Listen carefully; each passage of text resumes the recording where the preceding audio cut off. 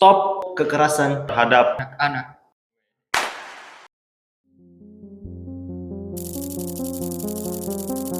Di Jawa Barat yang menjadi korban kekerasan oleh orang tua pada Senin, kondisinya mulai membaik.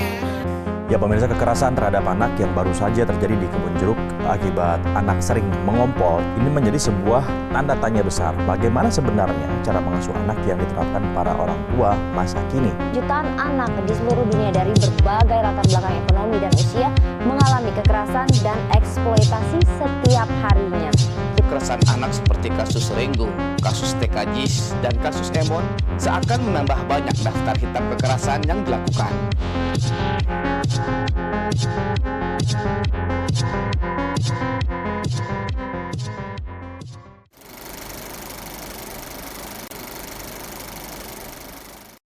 Pernah nggak sih kita ngelihat anak-anak yang di pojok ruangan sendiri, nggak berani ngomong, nggak berani bersosialisasi? Mungkin yang di pikiran kita, mungkin anak ini pemalu, mungkin anak ini introvert atau lain sebagainya. Tapi yang kita nggak tahu, mereka punya kesedihan di dalam diri mereka yang tidak pernah sama sekali mereka ungkapkan. Banyak anak yang tumbuh dengan rasa takut. Takut dipukuli, takut dimarahi, takut ditelantarkan. Dan yang ironisnya, semua itu terjadi di tempat yang harusnya menjadi tempat mereka kembali. Tempat mereka mencari perlindungan, yaitu rumah. Rumah yang katanya penuh dengan rasa kasih sayang. Namun bagi sebagian anak, justru itu adalah tempat mereka mengenali rasa sakit. Mereka tidak tahu perbedaan di antara disiplin dan kekerasan. Karena setiap mereka membuat kesalahan, selalu dibalas dengan pukulan, selalu dibalas dengan makian, selalu dibalas dengan melempar barang dan lain sebagainya. Dan karena hal tersebut, mereka mulai berpikir bahwa cinta harus disertai dengan kekerasan.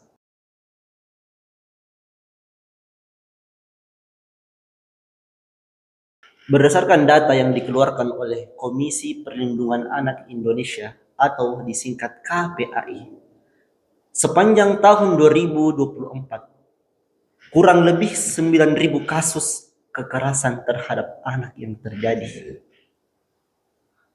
9.000, wow. Ini bukan angka yang kecil, ini angka yang fantastis.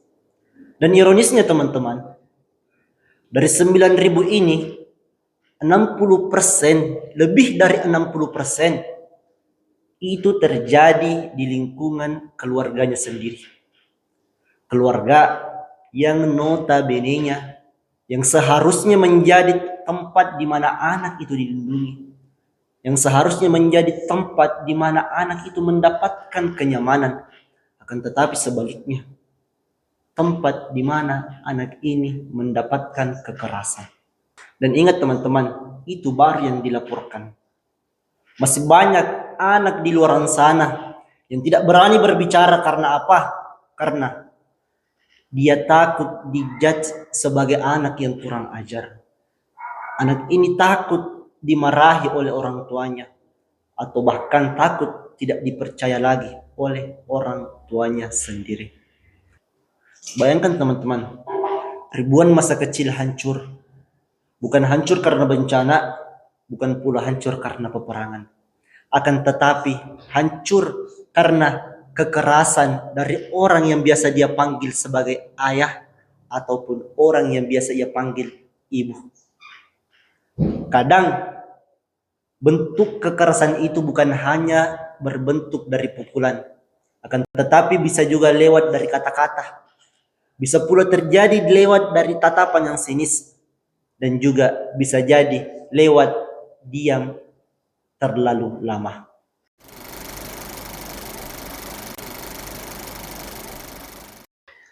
Kekerasan terhadap anak bukan cuma satu, teman-teman. Yang pertama, kekerasan fisik. Dan ini sering terjadi dari orang tua terhadap anaknya. Mulai dari tamparan, tendangan, hukuman fisik terhadap anak. Orang-orang banyak yang membenarkan dengan alasan biar kapok, biar sadar. Padahal yang tumbuh terhadap anak bukanlah kesadaran, melainkan ketakutan. Kedua, kekerasan verbal dan emosional. Dan ini sering terjadi, anak-anak sering mengalaminya. Ketika orang tua bilang, kamu bodoh, kamu bikin malu keluarga, kamu gak bisa kayak orang lain. Kata-kata itu mungkin terucap oleh orang tua karena emosi yang sementara. Tapi bagi anak, kata-kata itu seperti cambukan yang tidak pernah bisa sembuh. Kemudian yang ketiga, dan sering terjadi oleh kalangan anak-anak muda, ialah kekerasan seksual. Sentuhan yang tidak pantas, pelecehan, eksploitasi, semua itu meninggalkan trauma seumur hidup. Dan ini yang harus diperhatikan dan dijaga oleh kalangan-kalangan anak-anak muda. Dan yang terakhir, penelantaran terhadap anak. Baru-baru saja berita mengabarkan bahwasannya seorang laki-laki dan seorang perempuan melakukan tindakan seksual yang kemudian menelantarkan anaknya yang masih bayi. Bahkan dibungkam mulutnya dengan lakban. Di mana hati nurani mereka? Anak yang dibiarkan tanpa perhatian, tanpa kasih sayang, tanpa tempat aman untuk bersandar. Mereka tidak dipukul, tapi mereka tumbuh dengan keyakinan bahwa mereka itu tidak penting.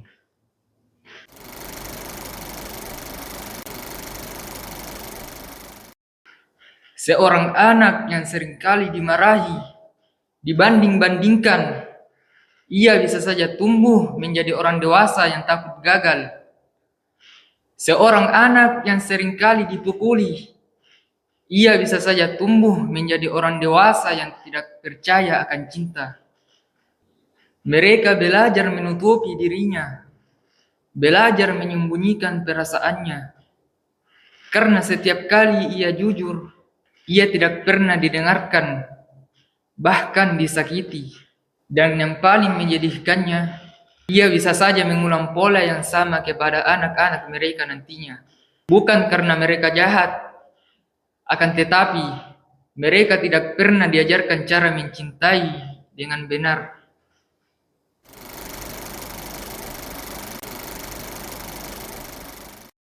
Bismillahirrahmanirrahim. Assalamualaikum warahmatullahi wabarakatuh. Baik teman-teman, perkenalkan nama saya Muhammad Ali Wardana. Nama saya Sultan Zaki Rasulullah. Pada segmen kali ini, saya akan mewawancarai beberapa orang tentang kekerasan terhadap anak dalam rumah tangga. Gimana selanjutnya? Mari kita lihat. Baik teman-teman, sekarang kita ke bagian wawancaranya. Sekarang kita bersama kakak. Aku Hairun Nisa, biasa dipanggil Nisa. Oke, makasih ya Kak Nisa udah luangin waktunya sebentar. Baiklah teman-teman, sekarang saya bersama kakak, siapa namanya kak? Kakak Dimas. Kakak Dimas. Baiklah kakak Dimas.